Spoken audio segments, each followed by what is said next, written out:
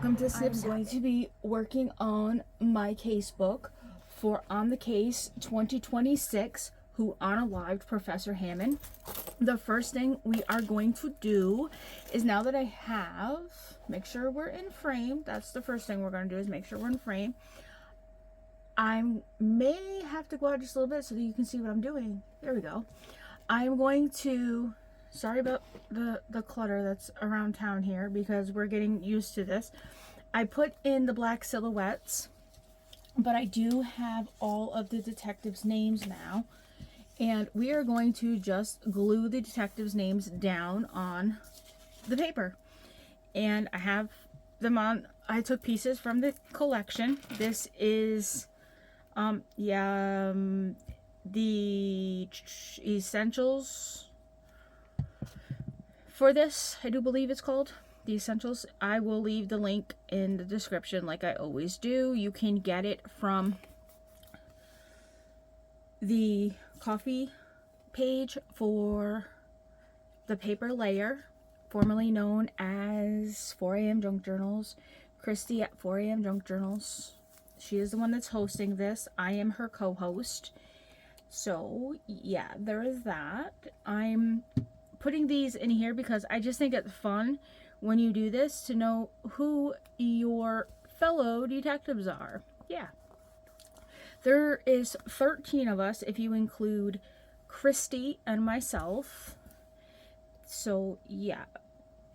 I do know that there's 2 of us that have, well, I have a YouTube, Christy has a YouTube, and Kathy Orlando have a YouTube that are doing videos. So I will leave Kathy's channel in the description box too. So if you want to go over and see what she's doing with her casebook, join the Facebook group, because over in the Facebook group, everybody's showing their casebook over there in the Facebook group. And on top of that, on Wednesdays, there's Wednesday shares. And when you share your casebook on Wednesdays, on Thursdays, Christy does a giveaway, and you could have a little Happy Mail come your way. So that would be fun. Yeah, why not have a little Happy Mail? Everybody likes a little Happy Mail, don't they? Yeah, so I'll leave all that information down below so that you can join if you want to. I'm not saying you have to. Let me know in the comments if you're following along with this too, because this is pretty fun. We are on our 2nd week. I absolutely love doing these. These are one of my favorite pastimes, is doing this. I'm a true crime junkie anyway, so yeah, this is right up my alley. I think I have an extra silhouette. So that is fine that I have an extra silhouette, because if somebody joins us, I have a spot to add them. Yes. See? I'm always thinking ahead. Always. Yes. Yes, yes. So these are my detectives, along with myself and Christy. I didn't add myself on the detective page because I'm over here.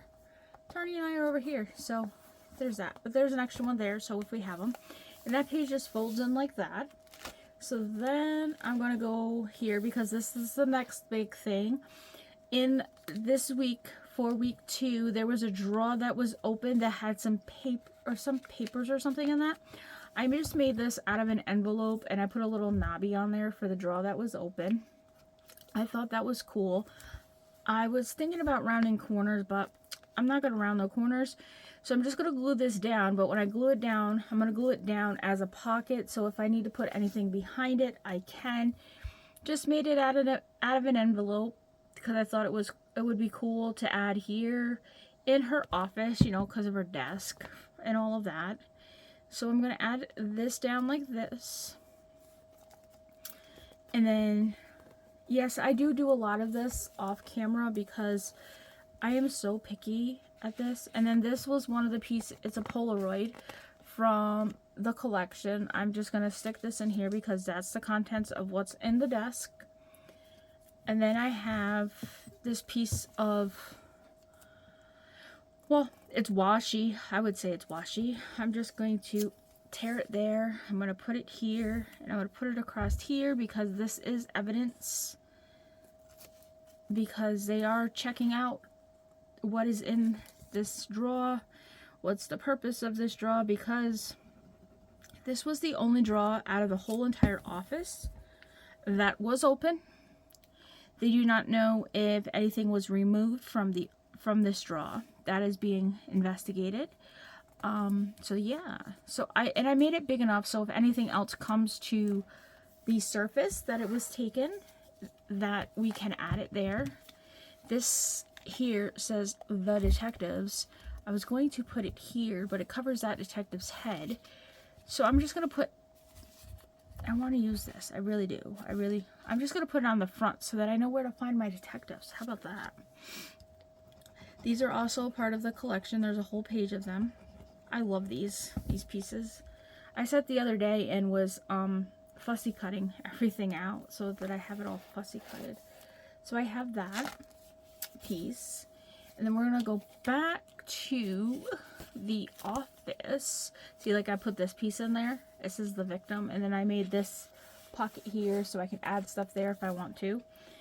That says the victim to the office. This is what I've added so far. We have a date now for that because that happened on June 8th. See how I have the little pieces here? I can now put a date on here because this happened on June 8th, 2016. June 8th. Not 2016, 2026. Tara, get your dates right. So we can just add that here. Remember I said when I first did it, we didn't know when it was. See, this is how you add your details in. Like when stuff comes up, you just add your details. And then when we come, there's the crime scene. But I'm going to go here because they said that the door was in fact unlocked in this week's briefing. So I just took the key and put the key here with a brad where it says it was unlocked, so that that just lets me know that that was an important piece. So I'm just gonna add that. Yep, this like everything that I'm using so right now, except for that little pocket that I made, is coming from the collection. I'm patiently waiting for the mail to bring me my first of the special stuff that she put out. But it has not come in the mail yet. The mailman's holding it hostage. I'm telling you, he's holding it hostage. So then we are going to go back to here to where the crime scene is, because this is the photo of her. We are going to put this here, and it says no evidence of a prolonged struggle, worked when she was unalive. She also did not fear immediate danger to the person who entered, but we must not overlook that detail. It does not mean trust, it means routine and familiarity. So I want to put that there because that is very, very important. So it's very important to the crime scene. So we're going to put these right here. And as you can see, my characters are not the same that Christy picked for hers. And that's what makes my casebook special, because everybody can pick whatever they want. There's so many characters. That's why I pick silhouettes for my detectives too, because then I don't have to worry about who's who. They're just silhouettes. There's that. They're the crime. And then when we go to here, where this was the actual crime scene, there was papers that were found all around her. And we don't know why. That's coming up. We got to fix that. I just glued 2 pieces of paper together to make it stronger. We don't know why these papers were found around her. And for the time being, I'm just going to take a paper clip and paperclip them up here because if I take and have to change it for something or move it, I'll be able to move it. But that is a very important part that has to be there. So then we're going to do that. So then after the video, I had asked P. Ashcroft, was the cell phone found during the search of the office? Has it been sent to text for the last time for the phone use? And if any messages have been deleted? And her response was, Dr. Hammond's cell phone was recovered during the search of her office. It was found near the desk along the items that was collected for immediate work from the immediate work area. The phone has been submitted for digital review. At this time, I can confirm that Claire Donnelly's text message to Dr. Hammond was received by the phone, but no response was sent. The device is being reviewed for recent activity, including the last time it was unlocked or used, for recent calls, messages, and whether any messages appear to have been deleted. Those findings have not yet been released into the case file, as everything in the investigation, detectives, timing, everything matters. So yes, the phone is to be proved important. And then I also asked, what time did you get, or asked Claire Donnelly, what time did you get to her office to check to see if there was, if she was there before the, if she was there before the lounge, anywhere else in the building, like the bathroom or maybe the parking lot, to see if she, also if she was seen on the floor with the blood around her. Did any, or why did you try to render aid until the paramedics got there? At least if she was breathing, because 911 would ask you that question when you called. Her response, I went to Dr. Hammond's office first because the most logical place to look. Earlier that day, Dr. Hammond told me she still needed to collect a few papers from the office before coming down to the blood drive. She was the one who organized the event, and she was not casual about that sort of thing. If she was late, I assumed she had gotten caught up in her office and that she did not wander somewhere else. I did not check the lounge first because she had no reason to be there. I did not check the parking lot because her car was not the issue. I did not search the bathrooms because at that point I was not thinking Dr. Hammond is missing. I was thinking Dr. Hammond is late and she was probably still in her office. As for rendering aid, I understand the question, I do, but I need to be very clear. I opened the door, saw her on the floor, there was blood near her head. I froze in the moment. Then I called emergency services. The dispatcher did ask me the question. I answered the best I could. I told them what I could see. I was instructed not to move her unless I had to. I did step far enough into the room to try to see whether she was breathing, but I did not touch her, roll her over, or move the body.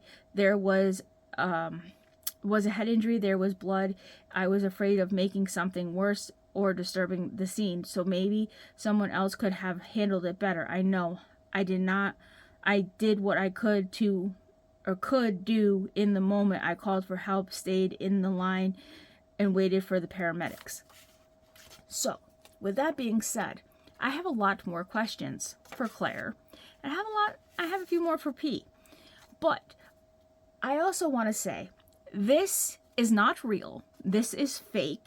This is for entertainment purposes. This is for somebody 18 years and older. So, please, please, please, this is not real. This is fake. It's for entertainment.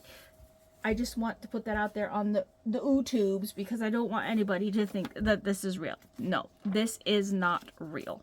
It is definitely for fun and for people to have fun. Have fun and enjoy themselves. I'm just setting those in there. I forgot that on my last video. That's why I stuck that little thing at the beginning of the video. I also added this pocket for P. Ashcroft, which is the investigator. This is the medical examiner. I added the medical examiner report because the preliminary one is in, so I did add that. I don't want anybody to get in trouble for, I did put the news thing in here. I don't want anybody to get in trouble for, not saying that it's for entertainment purposes, just for this, just because YouTube wants to be silly. I'm going to put Claire's little thing here about rendering aid right here, because that's kind of fishadoodle to me. You know how you say wackadoodle? That's kind of fishadoodle to me. And then I'm going to go back here because I have, remember how I did the notes last week? I have some notes. The person who did it has enough force to unalive her. Questions: who and why? The door was closed, not locked. Light was on. Claire knocked, no response. Found Doc Hammond near the desk. These details matter. No sign of forced entry. No evidence of prolonged struggle. They suggest she was working. Also suggest that she was no immediate fear of the person who entered. But we must not overlook that detail, because that means it just means that she did not trust. It just means that it was routine and familiarity. She may have opened the door to a situation and got another. Details: the office was not ransacked. The drawers were not pulled out around the room. The shelves were not overturned. Did not seem like it was destroyed out of anger. Papers were found on the floor, near the desk and around her. What are they? Why are they there? The desk drawer was partially open, the contents appeared to be disturbed, but was anything taken? What were they looking for? Why were they there? The search was limited, focused too close to the desk, close to the body. What was Dr. Hammond working on? Why were they looking for her? Why were they trying to get to her? What were they trying to get? So many questions, so many answers, so many questions. And the clues just to keep it coming. So I'm going to take week 2, and I'm going to just take week 2, and I'm going to put it right here. Again, I'm going to find a paper clip, and I'm going to put it there with a paper clip, because I'm sure I'm going to come across more clues, and I'm going to want to put more on there. So I'm going to add to it before I write it on there, so I'm going to put it there. But I just wanted to come in with a quick update and show you what I've done so far. And I hope that you're working on your casebook and you're adding your updates. And if you have questions, hop over to Christy's page. Drop the questions in there. We are setting up words are hard. The Discord, so that you can ask your questions on the Discord. And we want to hear what you have to say, and we want to hear your thoughts, and we want to hear what questions you have and what's going around in your noodle. So with that being said, if you like this video, you know what to do. And if you want to see more of my videos, you also know what to do. So I will see you on the next casebook work on. And if you want to see me do any of the projects that I make, let me know in the comments. If you're doing a casebook, let me know in the comments. And I will see you in the next one. Bye.